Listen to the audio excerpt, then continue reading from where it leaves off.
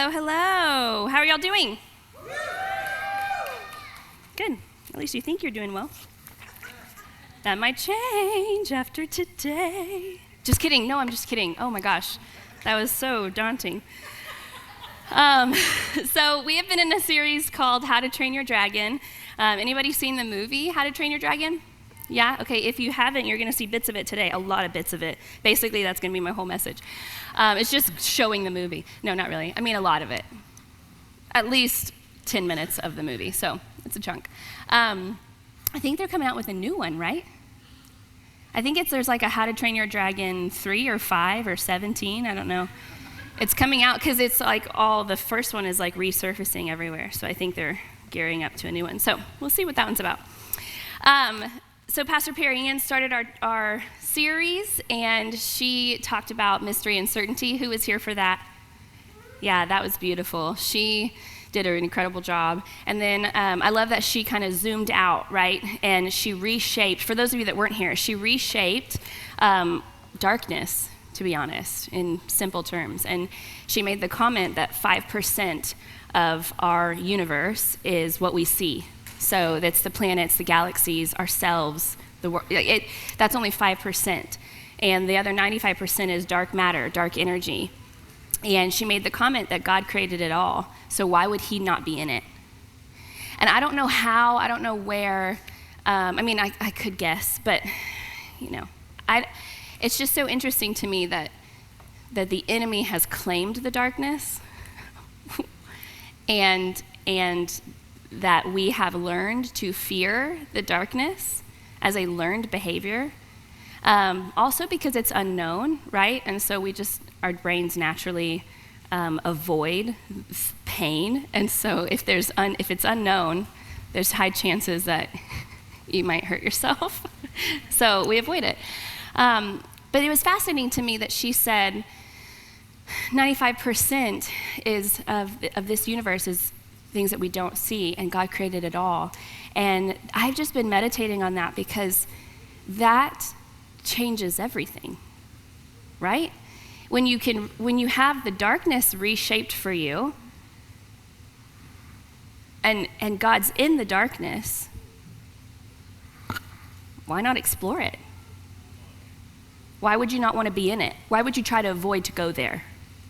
That's all I'm saying. Pastor Paul followed up that message with a beautiful historical picture. I love how Pastor Perry Ann kind of zoomed out and Pastor Paul kind of zoomed into history. And what I'm going to do today is I'm going to zoom into yourself. Yay! So Pastor Paul gave us a really beautiful and humbling picture of what it looks like to avoid your dragons in Saul. And he compared Saul and David, right? And Saul was feared man's approval, right? He was, he actually feared responsibility. He blamed others. He was self-focused. He halfway obeyed. He was all about reputation management, right? He's all about, let me manage how I'm being perceived to people. I need to be the great king, right? Well, then you have David. And David sought God's heart, right? He didn't really seek position. He took responsibility, but he was imperfect. He imperfectly obeyed. Okay, Saul and David, their stories were both super messy, like really, really messy. And I just laughed as I was preparing for this message and I was listening to Pastor Paul's. I just was laughing because I thought, man, if it's going to be messy either way, might as well be messy with Jesus rather than just messy by yourself. You know what I mean? And I think so much of us, I'm not even going to put it on y'all. I'm going to say me. I love clean spaces. I love to organize. I love everything to have a spot, and everything needs to be in place. And then I had children, and that's funny. But I tend to love order, routine, structure, right? It makes me feel calm. It's a sense of control that makes me feel calm, right? So if me controlling those environments and those spaces make me feel calm, guess what I'm going to do more of? You bet your bottom dollar I'm going to control. So it's funny because being submitted and And being in this relationship with the Lord, it's messy. Like bad, messy. Not bad good, like, oh, it's bad evil. I'm just saying, like, it's really messy. So it's just so beautiful that we have this zoomed out picture that has reframed mystery, reframed the darkness, right? And then we have this historical picture of like, hey, bro, it's probably going to look like a you know what kind of show, you know? But what Sam said this morning is God's here. God's with you, right? His presence is what he promised through it. So I'm gonna talk today about, we're talking about how to train your dragons. In order to train your dragon, you probably need to find it first. And my guess is that there's several. If you've seen the movie, I'm going to give a little bit of a description of the movie. So, How to Train Your Dragon, number 1. I don't know number 2 and number 3. I barely know number 1. The How to Train Your Dragon, number 1. There is a Viking village community, and there's a chief, and he's like, whoo. And then there's his son, and he's like, me. And his name is Hiccup, because I don't know, but that's a sad name, kind of. So his name's Hiccup, and he's been trained, like his whole context of his existence is Viking, tough, fight, kill, ugh. And he's just so little. He's like this, y'all. Like, just the setup, his makeup is just visually different. And so the whole story, you see his struggle between trying to honor the values that have been set before him, and also those values contradicting how he's naturally designed and wired. And so you see this struggle, and I'm going to show you clips later. We're basically going to watch the whole movie. I'm going to show you pictures, because I started thinking about, when do dragons show up in your life? And what do you do with them when they do? And so there's probably thousands of options of how dragons show up in your life, but I'm going to pick 2 today, and I'm not saying that these are the only 2. These are the only 2 options. Get that out of your head. There's like probably hundreds. But here are the 2 that I've experienced often. Number 1, dragons can appear through you can begin to identify your dragons through your emotions, through how you're feeling. Okay, has anyone ever seen like an emotional wheel or a feelings wheel? Morgan Moore, I know you have. Yes, thank you, girl. Thank you for that affirmation. Okay, then this is going to be new, and Morgan, you can correct me if I say anything wrong, because she's the actual counselor, not me. Just heads up, fun fact if you didn't know, I am not that. So there's an emotion wheel. So how many of you have ever felt angry? Raise your hand. How many of you have ever felt afraid? Raise your hand. Did you know that anger and fear are actually not primary emotions? Raise your hand if you knew that. Raise your hand if you know what I'm saying. Okay, great. So when something happens and you get angry or you're afraid, that's not the real thing you're feeling. It's real. It's not the only thing that you're feeling. Is that right, Morgan? That's great. I need affirmation, right? So fear and anger are secondary, sometimes even third level tier emotions. Also, Charlie, you know this too, right? Yeah, girl. I'm in good company today. So there's more to discover. So when you feel things like anger, fear, even things, so anger and fear are on this, if you look at emotion wheel 1, anger and fear are in this category that's called uncomfortable emotions. Then you have sadness and embarrassed. On this side, I put multiple up there because there's like millions of emotional wheels. Holy moly, you could get lost for days. Find one that like helps you, bro, and then move on. So this one has anger, embarrassed, afraid, sad, alone, and dislike. And then there's subcategories, right? So there's jealousy for angry. There's annoyed, jealous, bored. So you might be showing up as anger, but are you really annoyed, or are you jealous of something, or are you just bored, right? Okay, then there's like, they like girl. I do that every time. Whatever. Do you see how cute I was? Look at my outfit. It's so cute. Okay. So there's levels of emotions, right? And when you just sit on this secondary level and you don't do the dive deeper, you're not really, you could be responding to something else. You could be angry because of something else that is resting under the surface. Guess what that thing is? A dragon. Who said that? Yes. Thank you. Yeah. So those are the things that come up in your life that can be similar to dragons, right? Or can feel like dragons. Can you do the feelings wheel? Yeah, so this one's really fun. This was probably one of my favorite ones. One, because it has photos, and I like to just look at the pictures, and say, oh, that's how I'm feeling, because that's my face. So this one says something different. So on your what is this, left side, these uncomfortable emotions are actually when you feel like your needs are not getting met. So that's really powerful. That's just said differently. And then this side is the comfortable emotions, and those are like peaceful, loving, trusting, intrigued, joyful, proud, and these are things that you're feeling when your emotions are being met, or when your needs are being met. Okay, so I love church. I love church as a whole. And when I say church, I don't mean the Abbey. I really love the Abbey. But like Christian, Western Christian church. Love them. And, I say and instead of but, because it pairs two seemingly opposite things together in a marriage, like real marriages. I love church, and I think that what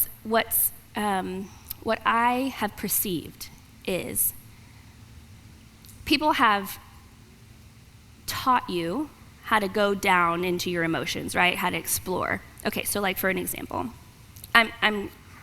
this is vulnerable.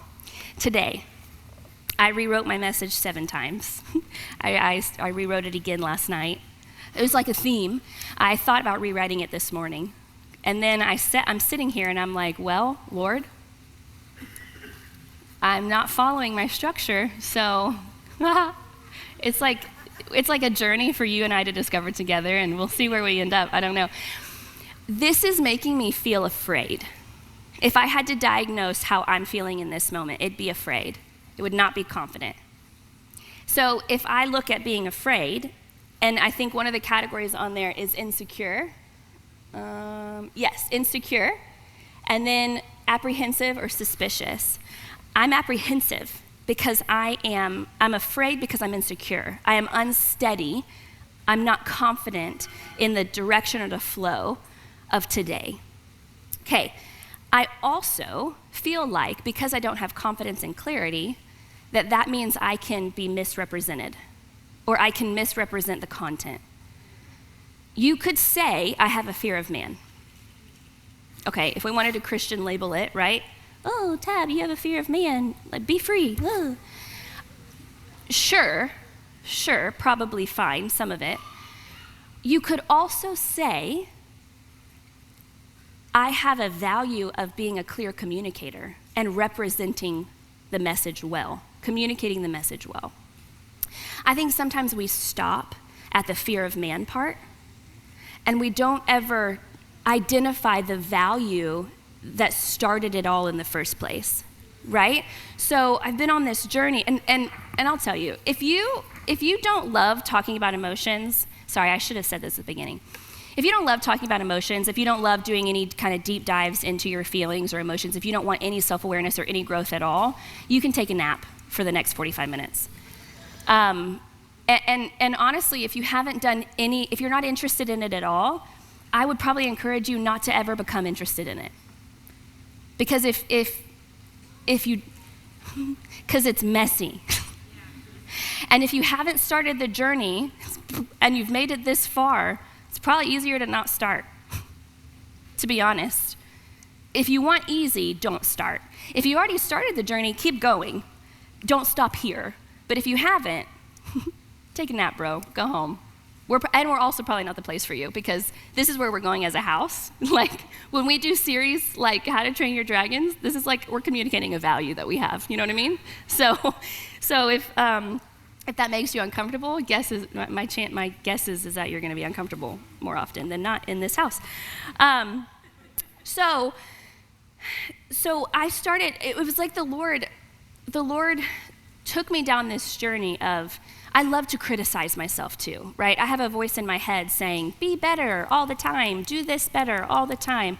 So I tend to stop at the message of, well, I have a fear of man. That's a problem.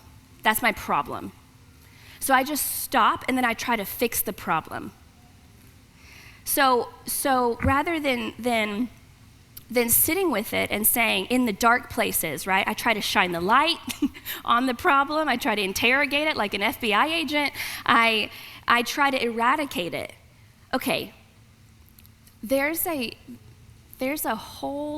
reason why I feel those things, right? And there's also another side to that. The other side is I value being a clear communicator, and I'm so in love with the content, and I value it being communicated well, right? So when I try to eradicate the quote unquote bad side, I also have to eradicate the good too, right? If it's two sides of one coin, you eradicate one, the other dies with it. So there's a whole counseling method called internal family systems, IFS,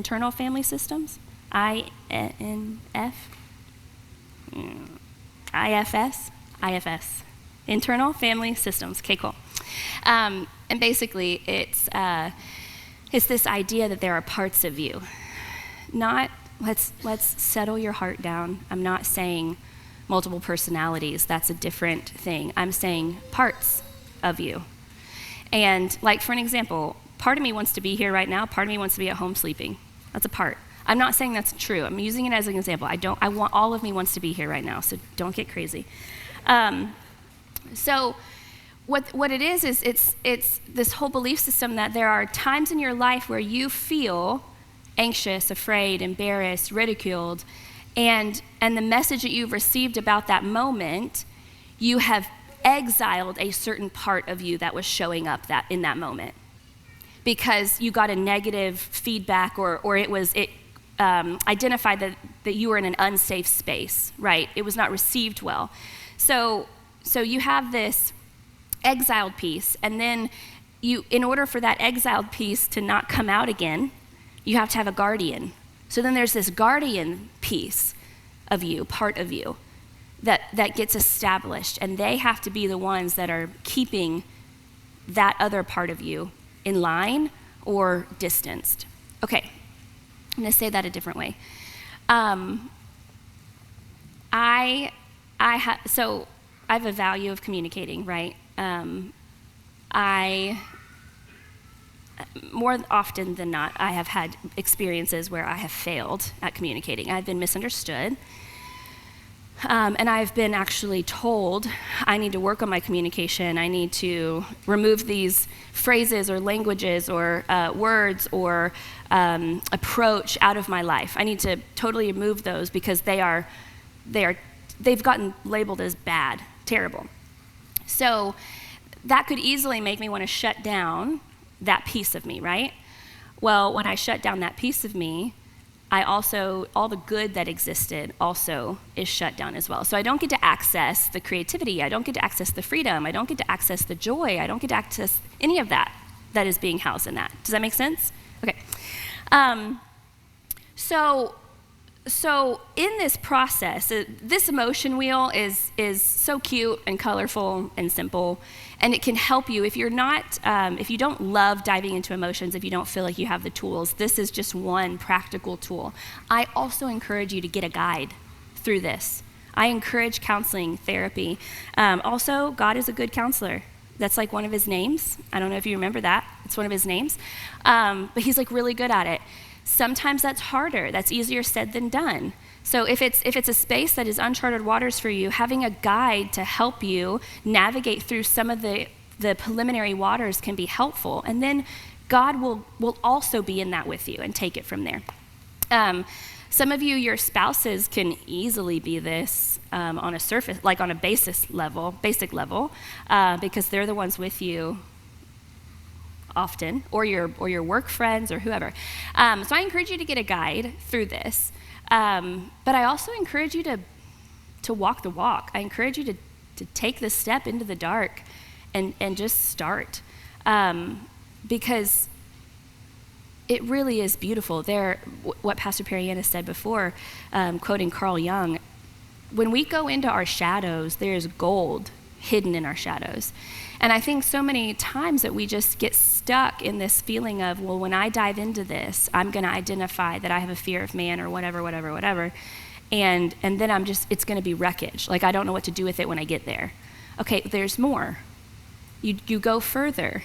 Where did that start? What value is existing there that you're trying to protect? Because when I worked at Apartment Life, it's an organization that doesn't really matter right now in this moment. It matters in like life probably.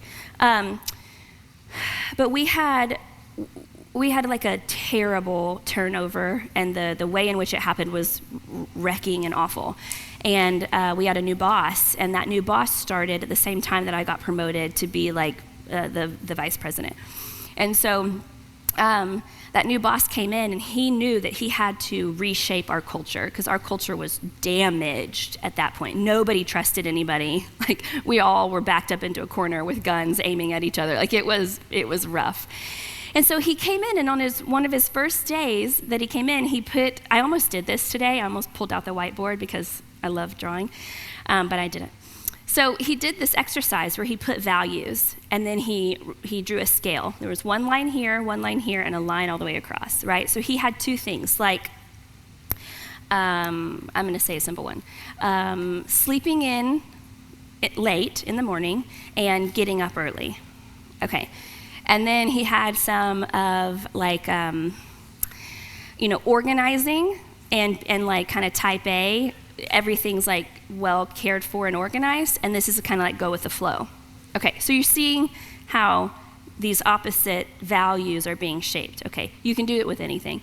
Well, then he had us go up one by one and mark on the board where we fell, like how far along the line we fell. Were we closer towards organization, or were we closer towards going with the flow? Were we closer towards sleeping in late, or were we closer towards getting up early? And then he did it with like non-threatening things, and then he did it with like more pointed things that had to do with our job. So like discipleship or evangelism, because that was a war that we started in our staff room, and which one was more valuable. And so what he did is after we got done, we all had a different color, and our colors were all over the board. And he just made a point, and he said, listen, some of the time when we have different values that we are operating out of, they are our drivers, right? They're the things that are driving us. When someone comes along with an opposite value, we feel threatened. We feel like our values are that person is trying to change, destroy, steal, kill, demolish, and change our values. So what we do is we assign a character flaw rather than identifying that it's a values difference. So we say that person's character is XYZ. Well, they're just lazy. They just live in chaos. Make sense? Okay, so, okay, where do I go? So if that's true,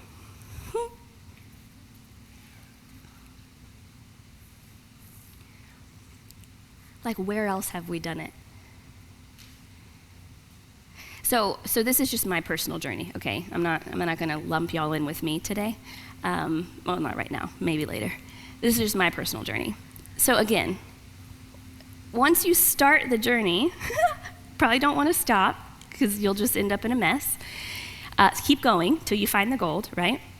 And it will encourage you to find more gold, right? It'll encourage you to keep going.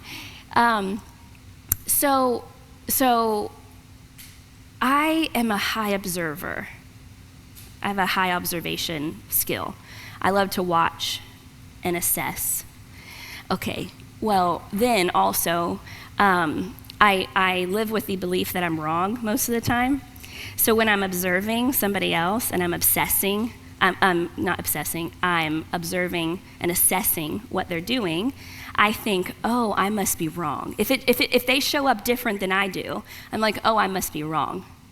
So then I try to conform to the way they do it. So like for an example, as a water personality, if you're familiar with Lori Beth Jones' The Path, as a 2 on the Enneagram, if you're familiar with Enneagram, I don't really have trouble being flexible and being like caring to people, okay? But somebody comes in who does have trouble being flexible and being caring, they tell me, hey, from their lesson learned, right? They had their own discovery process, and they come in and say, hey, we need to have a value of flexibility. We need to, and it shows up one way in their life. Well, then I'm like, oh man, yeah, you're right. I do really need to be flexible. Okay, tell me how to do that. And then I show up how they have told me to show up. From a lesson learned, which is beautiful. But like, I already had the value.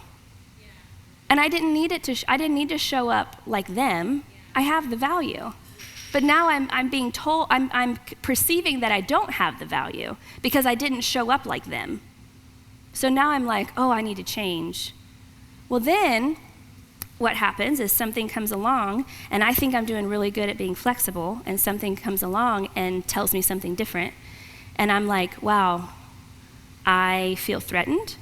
I feel like we're opposing.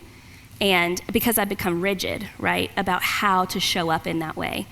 Well, then what happens whenever you back a dog up into a corner? Right? If you back anything up into a corner, a human, a snake, a koala who's supposed to be cuddly and cute, they're not. You back anything up into a corner and it's going to come out swinging, right? So I've started this process and it's ugly, y'all. I have realized, I've just over and over again, and I've identified, hey, I'm in a moment of anger. I am swinging right now. Why the heck am I swinging? And then I start to go down the process. I'm insecure. I'm afraid. I'm insecure. I feel threatened. Okay, well, what feels threatened? Well, my freedom, my expression, my value. Well, then I identify, oh, there's a value there. Okay, who told me that this was a value in the first place? Is it something I chose, or is it something that somebody gave me? Did somebody tell me I needed to value this, and I'm trying to uphold it with everything in my being?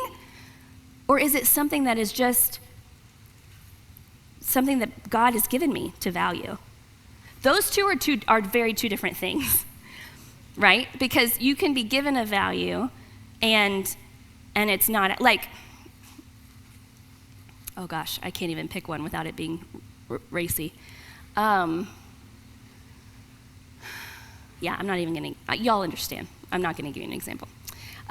Religion loves to do this a lot to you. They love to say, oh, I'll pick a generic one. No, I'm not going to do it. Religion loves to say, value these things. Okay, fruits of the Spirit, right? Fruits of the Spirit are beautiful values. Okay, yeah, we'll do generic. It'll be great. Fruits of the Spirit, what are they? Exactly. Yeah, so fruits of the Spirit, church tells you, value these things. Beautiful. Is anything wrong with that? No, not at all. Okay, until you become so adamant to display these things, right? I'm going to be the best patient person you've ever seen. I'm going to be the most self-controlled person you've ever seen. I am going to show up as love, and people are going to get so overwhelmed by how much I love them. Okay, that's all fine. When something comes along and tests your patience,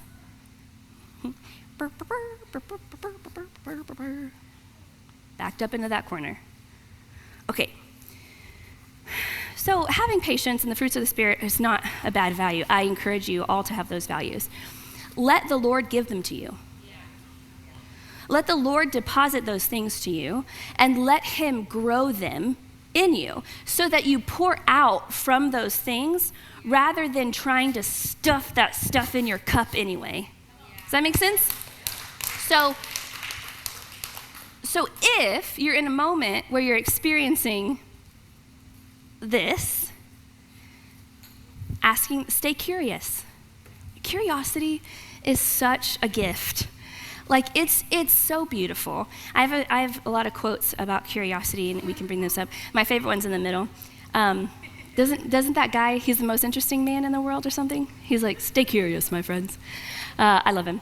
I think he says, like, stay thirsty. Yeah, because he's advertising, like, alcohol or something.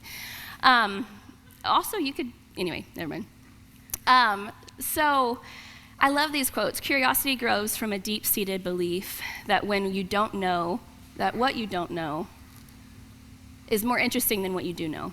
This one says, be curious, not judgmental. This one says, curiosity and questions will get you further than confidence and answers. Curiosity creates opportunity, empathy, and growth. Judgment stops it, so live curious. So I'm not asking you to, like, get hyper aware of your emotions and constantly assess them all the time. You will probably more than likely lean into judgment of yourself if you do that. I'm asking you to just take the step to the right and just be curious. I'm wondering where that's coming from. I'm wondering what I'm actually feeling. Like anger, sure, secondary, so what else?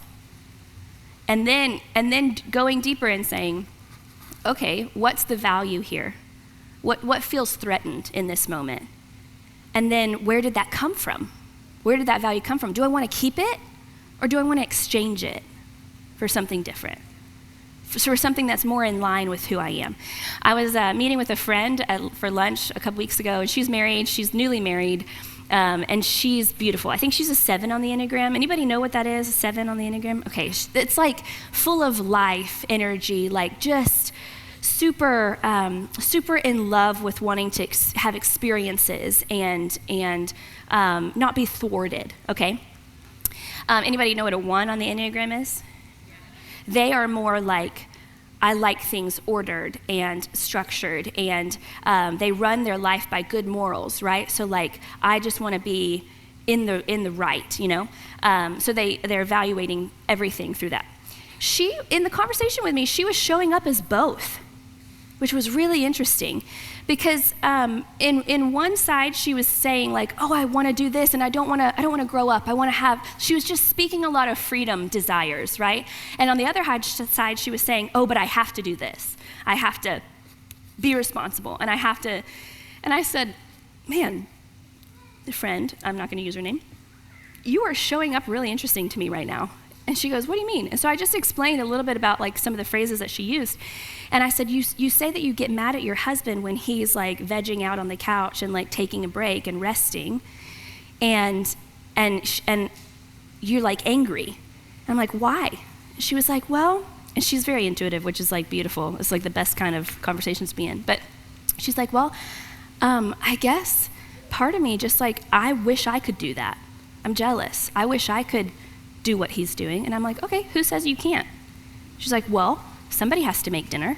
I'm like, yeah, who says it has to be you? Also, who said that you have to make dinner for both of you? Last time I checked, he's an adult. If he's hungry, he'll probably figure out how to feed himself. And I'm like, did y'all ever decide? Did y'all decide a structure for y'all's marriage? Did y'all decide these things, or did you just assume the position? Because it might not be in line with your value. And guess what? You get to choose. Okay, anyway, okay, I'm like way off, super off. Hallelujah. Okay, so that's one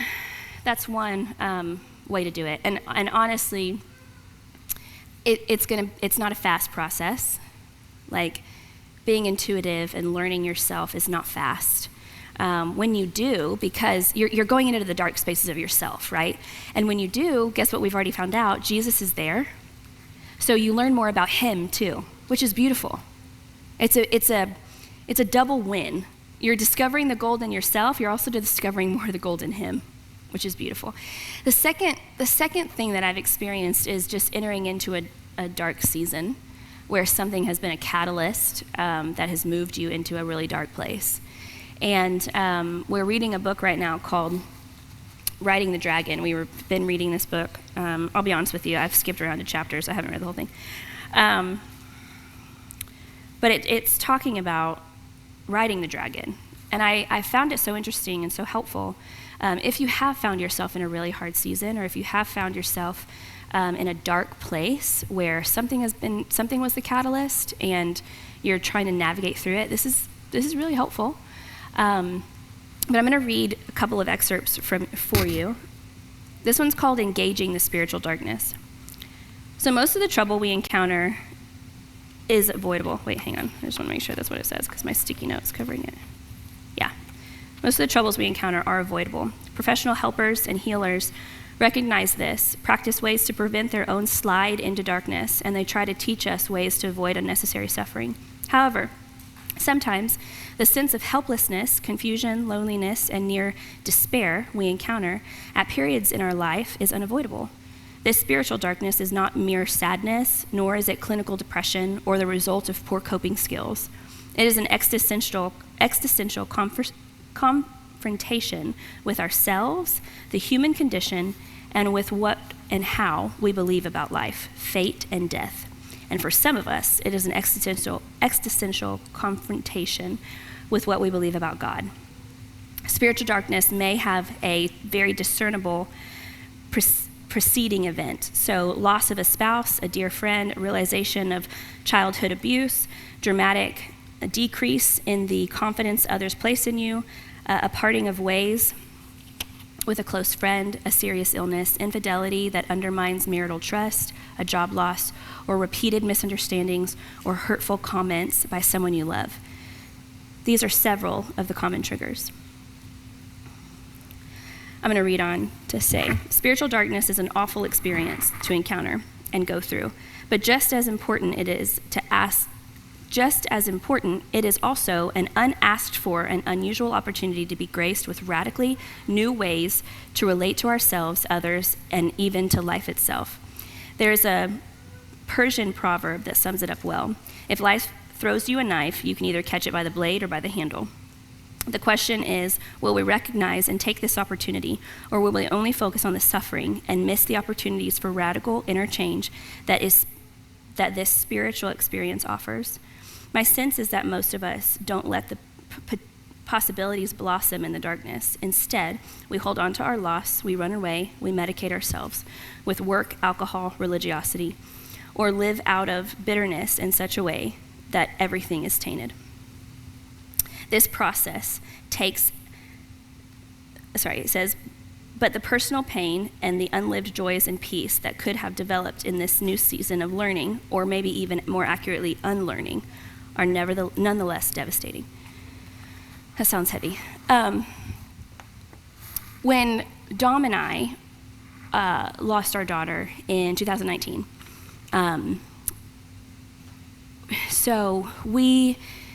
that event in how it happened, I was 39 weeks pregnant, 1 week away from our due date, and that 1 week away from our induction date. And I had a placenta abruption. She died immediately. I was rushed to the hospital, emergency C-section, all of the things, right? And so I woke up out of that emergency C-section, and I realized, I had to be told what happened, right? There was a very real, final thing that we had to process, right? So there wasn't really a start and an end. It was very close together. Some people go through illnesses that are long, and there's unpredictability on this side. For me, there was not. There was a resolution of sorts. So I knew that that Dom and I, like, we were face to face with death at that point. That was not shocking to us. I mean, well, hear what I'm saying?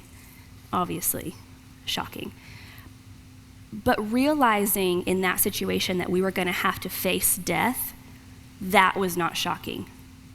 Does that make sense? We knew we were going to have to walk down the road of loss, that we were very aware of it.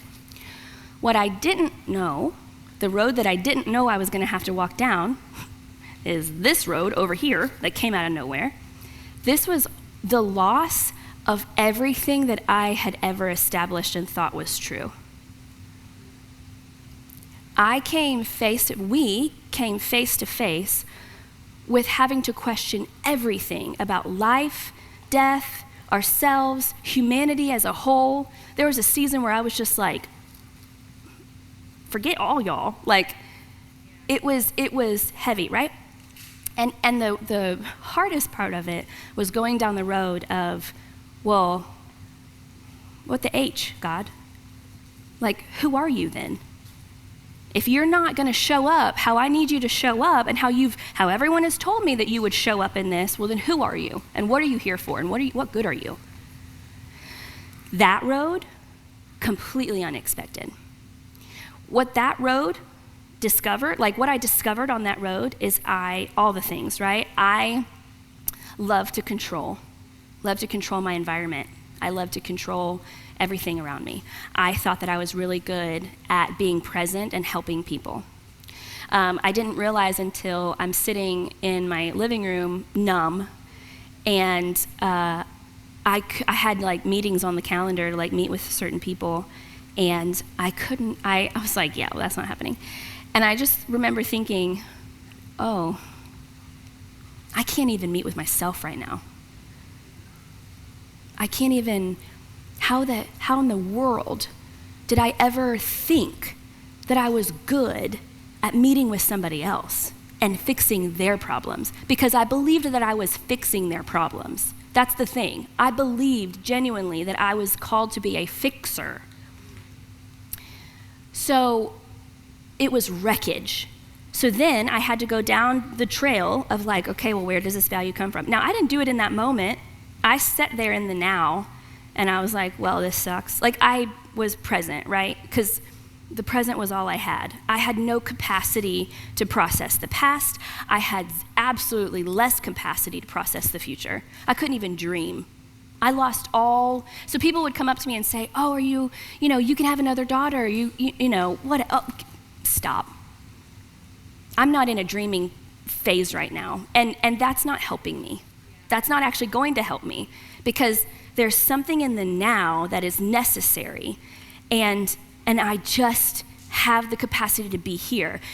Going through a season of spiritual darkness is stripping. You are raw, as if you've gotten a 3rd-degree sunburn, and you feel everything. You feel every little touch, prick, and it hurts. It burns, it's jarring. So when you're in that kind of a season, all of those feelings and emotions and stuff come up to the surface, right? So they're more easily accessible. And yes, I could say, well, I'm angry right now because I lost my daughter. Yeah, absolutely, that was a thing. I'm also angry because I should have been exempt from this. I lived my whole life. I was a virgin when I got married. I did the right things. I made the right steps. I didn't do drugs. I didn't go out and get drunk. I didn't do all these things. I crushed it. What the heck was this? You should have prevented this, and I should have been exempt because you're a protector, right? I'm getting angry. All of that stuff rested under the surface. I did not live my normal Tuesday with an awareness of any of that. And yet it was driving me. So that stuff, I have a value of safety. I had a value of control. I had a value of happy endings. Fairy tale type. Are those bad? No. Are they sustainable? No. So when you go through an emotion, like a dark season, I'm going to call it spiritual darkness. When you go through a season of spiritual darkness, whether there was a catalyst or whether it was something that happened over time, there's an opportunity that exists in that moment. That things that come up to the surface, God can say, hey, you picked this up along the way, and it actually is not really, it's like it sounds similar to you, but it's not quite aligning with who you are. Yeah. And there's an opportunity to lay it down, and also there's an opportunity for me to exchange it with something that is more in line with who you are. So then I can teach you the purpose of it so that you stop abusing the other thing. Okay, James 1 and 2, I love and hate this verse. It says, "Dear brothers and sisters, when troubles of any kind come your way, consider it an opportunity for great joy." Like if you told me this verse when I was sitting in the middle of my spiritual darkness, I would have punched you in the face. And it's still true, and you would have had to ice your face. Probably not, because I don't know how to punch, but like I give it everything I had. For you know that when your faith is tested, your endurance has a chance to grow. Is this automatic? When you go through a hard season, is it an automatic that a guarantee that your endurance will grow and that you'll have great joy? No. Correct. Thank you. So let it grow. When your endurance is fully developed, you will be perfect and complete, needing nothing. If you need wisdom, ask. Our generous God, he's generous. Did you know that? It's like a thing of his. And he will give it to you. There's another Proverbs, I think it's Proverbs 4. And it says, over and over again, it says, get wisdom, get insight. Get wisdom, get insight. Seek understanding, get wisdom, get insight. It says it like 5 times. So the idea of being curious, stay curious, my friends. Get wisdom, get insight. One of the things that was really helpful, me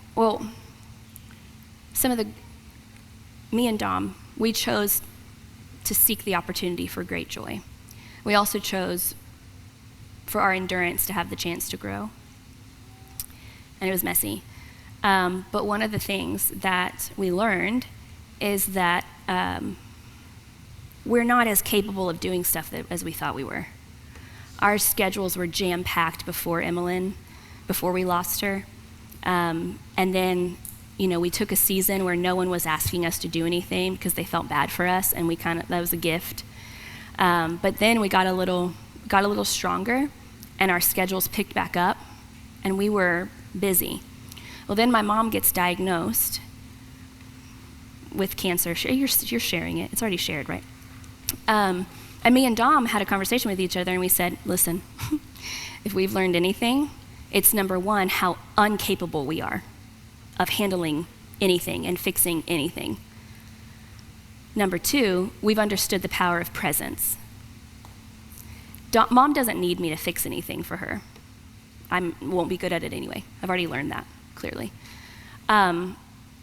But what me and Dom talked about is we talked about giving ourselves space and creating margin and pruning the unnecessary things, the extra things in our life. So we shut down our schedule on a practical level. We shut down our schedule. We weren't meeting with anybody. I wasn't taking meetings. I think I even told Shelly, I was like, hey, for the next 3 months, I will not get lunch with you. Not because I don't love you, not because I don't want to, because we're going to talk about a thing. I want to know about that thing.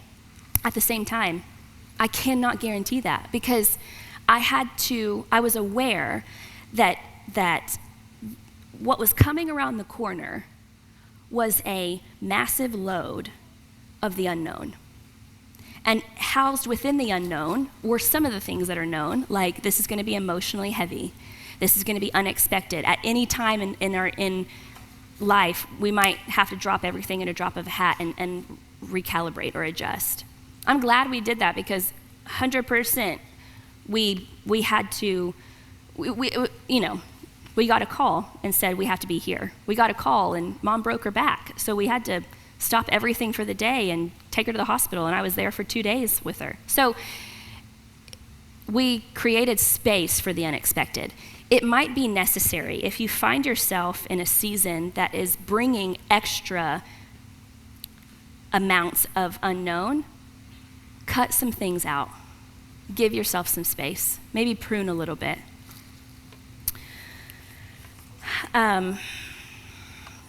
There's more in here that I was going to read. Read it yourself. So I'm going to talk about this movie. This movie is so cute and also kind of wreckage. I cried at the end.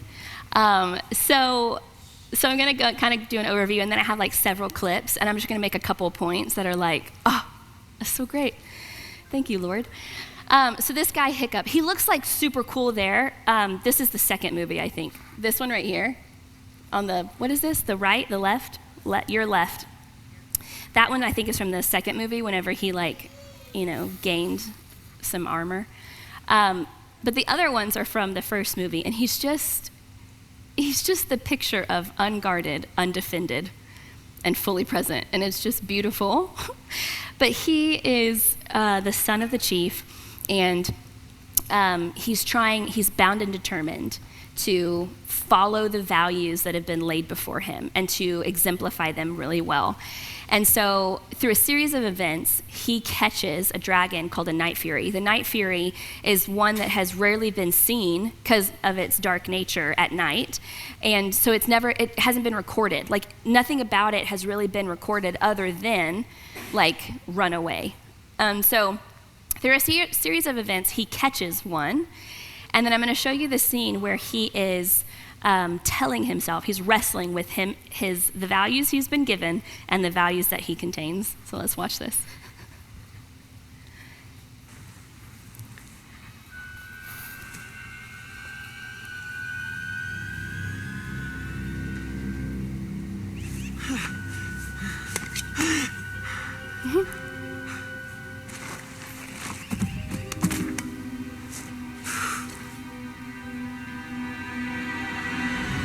Oh, wow. I did it. Oh, I did it. This fixes everything. Yes! I have brought down this mighty beast. Oh.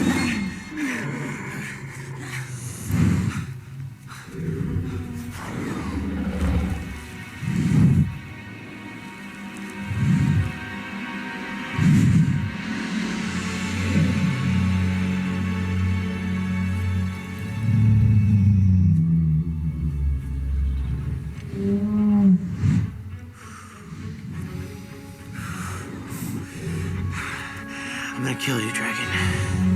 I'm gonna cut out your heart and take it to my father. I'm a Viking. I am a Viking!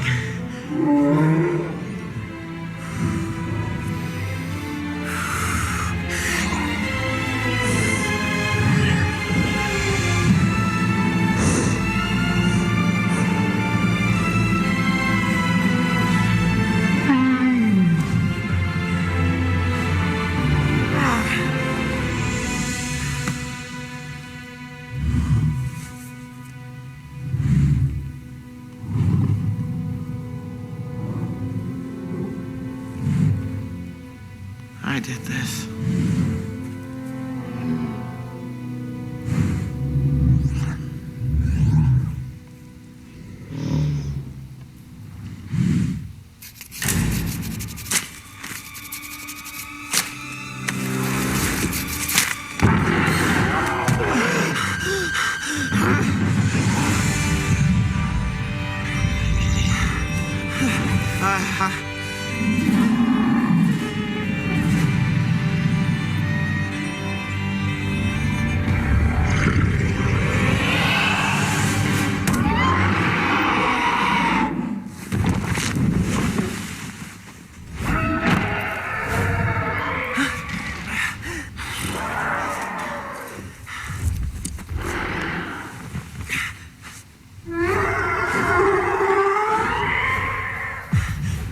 Sometimes exploring our own values makes us feel like this.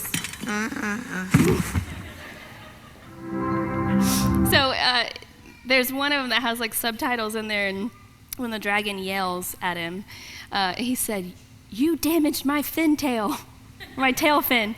Because in the process of capturing him, he basically damaged the tail fin, which is typically like this. It's now like this, so he can't fly. So you can see that the dragon was like stumbling, so he couldn't fly. So then he ends up in kind of like a valley of sorts that he has found like is kind of safe for now. And so the dragon is contained there, and he can't get out. So Hiccup goes and, through a series of events, he goes and he spends time with the dragon. He's trying to he really wants to fix his mistake. He wants to fix the dragon. And so he spends time with them, but that dragon is like, "Nah, bro," and kind of sloughs him off at first. But then there's another scene that I want to show of them making friends. And the point that I want to make with this one is, you'll see in this clip, he had to spend time with the dragon. He had to spend time to get to know it. It's not that you go in and you're seeking to kill, right? You're a hunter trying to eradicate whatever. Curiosity.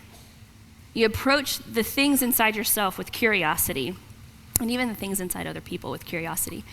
And so let's watch this one, and then you'll see both that there's a submission that happens on both sides. There's a submission that he submits to the dragon, and the dragon submits to him, and it's just really beautiful. It creates this picture of it is a living, breathing partnership between the two. It's not just a thing that needs controlling, right? Okay, let's watch it.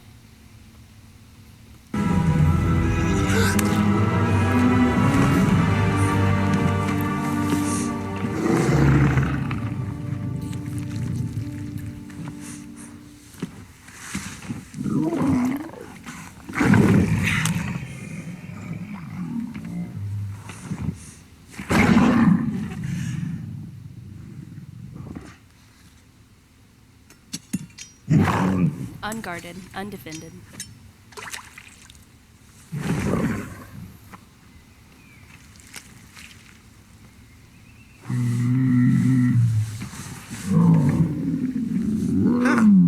Toothless. I could have sworn you had teeth.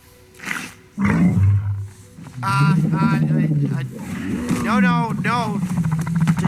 I don't have any more.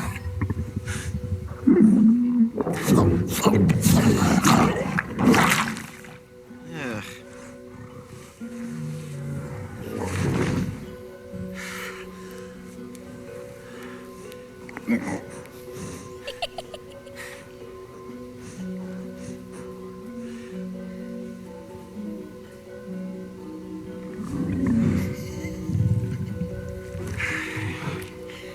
It is so funny.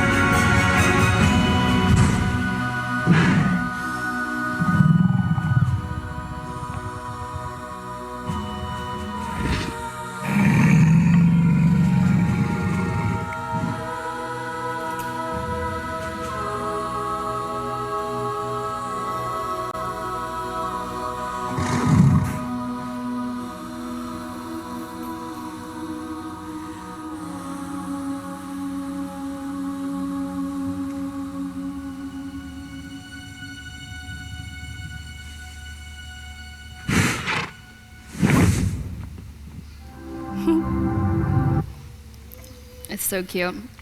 So I love that in that scene you get to see that they were learning the purpose of each other. They were growing in respect, but they were also, he had a massive unlearning to do of everything that he's been taught. They have, in the show, they have schooling for Vikings to kill dragons. And so they've learned everything about the dragon's weakness, or everything they've learned is about the dragon's flaws, downside, so that they can overcome and conquer them. It goes on, there's a scene where he has another little dragon encounter, and this little dragon curls up next to him and lays down, and he's like, man, everything we know about you is wrong. And it's just, I wanted to submit this idea that everything you know about emotions, everything you know about values, everything you know about purpose, like, stay curious. You might have some unlearning to do. I encourage you guys to go home and take the afternoon and watch this movie because it's super cute. But also there's an epic fight scene. So there's an island that has been identified as abandoned. Turns out that's the dragon's nests. And so through a series of events, Hiccup rides his dragon. He fixes his tail, engineers like a cool tail fin, rides his dragon to this island, and all these dragons are bringing food, like their kills, and they're just dropping it in the middle of this volcano, what looks like a volcano. And then out of the middle of the volcano, a massive dragon comes out and like takes the food. And that was just that's a whole nother picture, right? Of there might be little dragons that we experience, right? But then there's a big one, and that one might be misunderstood, right? And might have been backed up into a corner long enough where it's turned savage, right? And it could be a driving force. Anyway, so there's an epic fight scene, and it's beautiful. But I'm going to show you the last clip. In this clip, Hiccup with the Night Fury, his name is Toothless. With Toothless, he uses his dragon to destroy another. And I think that was just a beautiful picture, because it's like something that has turned disruptive, that has turned savage, the things that are in you you can actually explore, like you can actually conquer more with the help of your dragons, right? So like learning to ride them, if there is an enemy out there, right? There is something who has come to wreck. But you also have been given tools. So there's an epic fight scene, and I really encourage you to go watch it. But in the process of him doing that, you'll see what happens. And then you'll listen to the quote at the end. It's my favorite.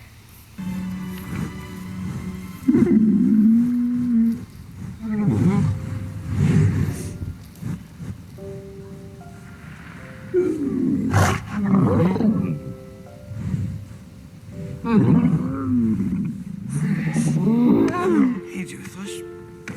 Yeah, happy to see you too, bud. Oh, what? I'm in my house. You're in my house. My dad know you're here? What? Oh, okay. Okay. Toothless. Oh, come on.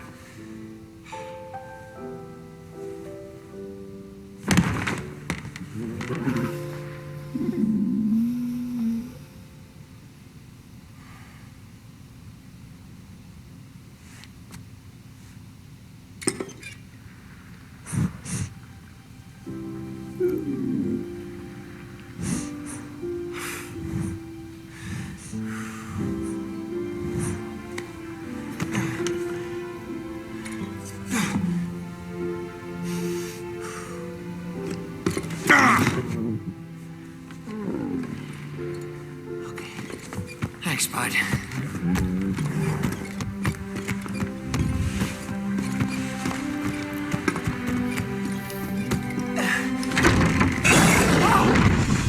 Toothless, stay here. Come on, guys, get ready. Hold on tight, here we go.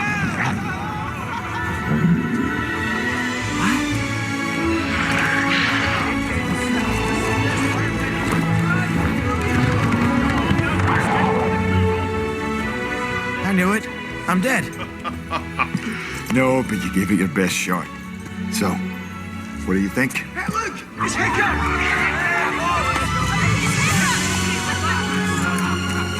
Turns out all we needed was a little more of this.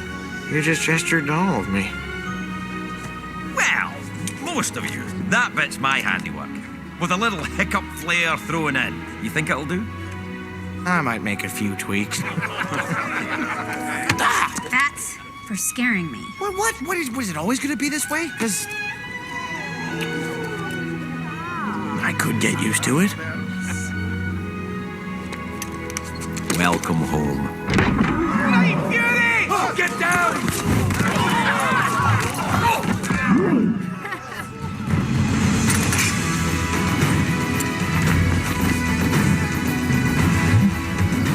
You ready?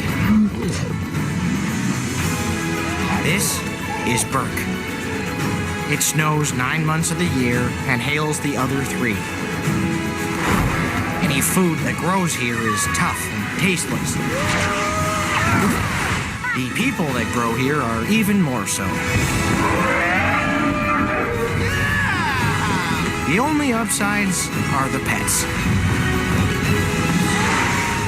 While other places have ponies or parrots,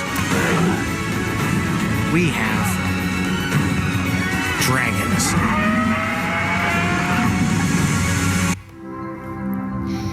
So I just want to reiterate, this process is not going to be easy. It's probably not going to be like the most delightful thing that you've ever done in your whole life. And you might come out with a limp. Jacob wrestled the angel and he broke his hip. Came out with a limp. And it's not because the angel wanted to teach him a lesson. Sometimes things need to be broken and unlearned and then relearned. We are a house that is here to dispel fear. That doesn't automatically mean that we are meant to just get stronger and charge headfirst at the enemy. It means we have an opportunity to say yes to the unlearning and the exploring of the shadows in pursuit of the gold. We do this beyond our own strength, with the belief and the understanding that God is already there, waiting and ready to guide us through the unlearning and the discovery. I believe we will be a community that rides their dragons. So that little excerpt at the end I thought was so fun, and I wanted to make my own. So I did. This is the Abbey. Here, we say yes to exploring the shadows and the depths of God's mysteries. If you're up for taking the Odyssey, we encourage you. If you're not up for taking the Odyssey, we encourage you to stay home. The fruit that grows here is contended for, real, and authentic. The people that grow here are even more so. While other places train horses, dogs, and other pets, we train dragons. Abbey Church, I love you so much. I believe that the Lord is using us in some really beautiful ways. I mean, I really do believe that we're going to be a house that dispels fear. I do believe that we're going to be a cancer and conquering community. Cancer plus. Not just, but cancer plus.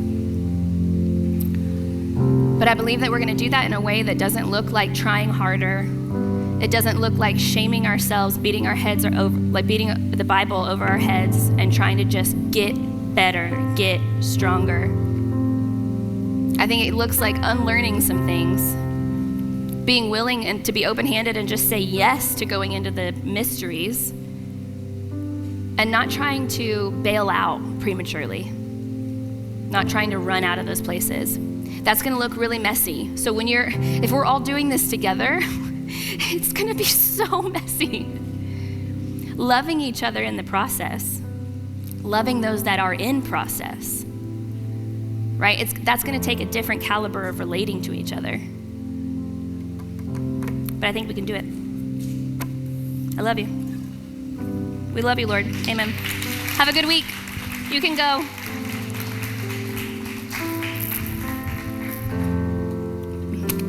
I should probably pray. Lord, we love you. We thank you so much for who you are.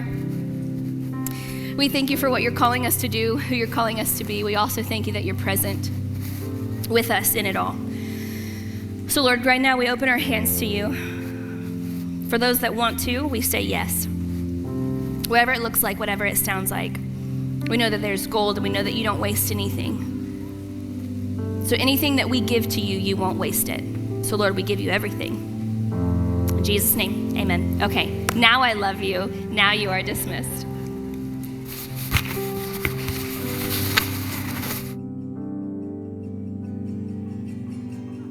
Thank you so much for joining the Abbey service today. We are so thankful for you, and we pray that this message blessed you this week. Don't stop here. Stay connected with us by liking us on Facebook and subscribing to our YouTube channel.